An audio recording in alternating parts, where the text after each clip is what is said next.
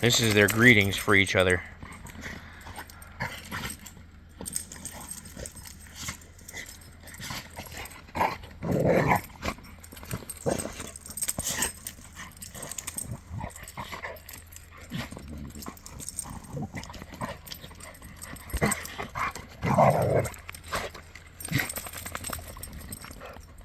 That's it?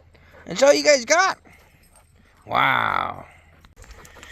So she decided that she wants to keep the ball away from everybody and go and take the ball and go completely underneath the blazer. So now nobody can use the ball. Right, Grim? It sucks, doesn't it?